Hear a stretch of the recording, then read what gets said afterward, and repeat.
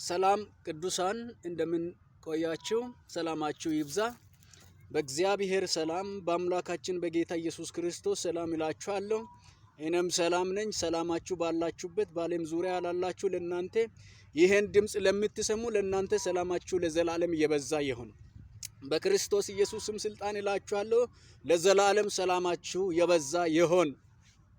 ዛሬ በዚህ ማለዳ በአንድ ድምጽ ወደፊታችሁ ቀርብ ያለው ለምትሰሙ ለእናንተ በክርስቶስ ኢየሱስም ስልጣን ሰላምታን ያቀረብኩ የእግዚአብሔር የሚለውን ድምጽ በውስጤ ያስቀመጠውን ሊያካፍላችሁ ወዳለሁ።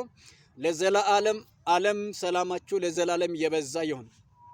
አብረን አንድ ጸሎት ከጸለይን በኋላ እግዚአብሔርን ቃል ሰምተን በውስጤ ያስቀመጠውን የእግዚአብሔር ድምጽ ካካፈልኳችሁ በኋላ የዛሬውን አገልግሎታችን የምናበቃበት ይሆናልና እስከ መጨረሻ እንድትሰሙና ሰምታችሁ ከጨረሳችሁ በኋላ ለጓደኛችሁ ለቤተሰቦቻችሁ ሼር እንድታደርጉ በክርስቶስ ፍቅር እጠይቃችኋለሁ።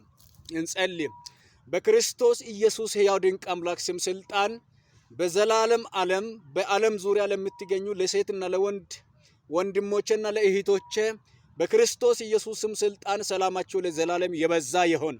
በክርስቶስ ኢየሱስ ደም ጉልበት ጸልያለሁ። ሰላማችሁ ለዘላለም የበዛ ይሁን። የሰላም አምላክ ሰላምን ይስጣችሁ።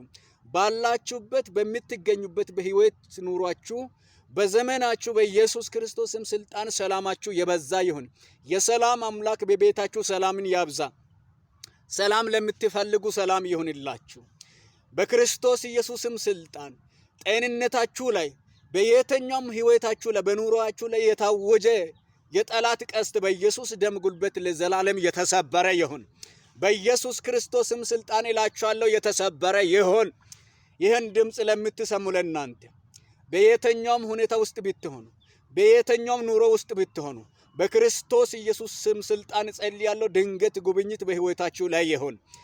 ወደሚያስፈልጋችሁ እንደምትፈልጉት ሳይሆን እግዚአብሔር አምላክ ወደሚያስፈልጋችሁ በኢየሱስ ክርስቶስም ስልጣን ይምራችሁ።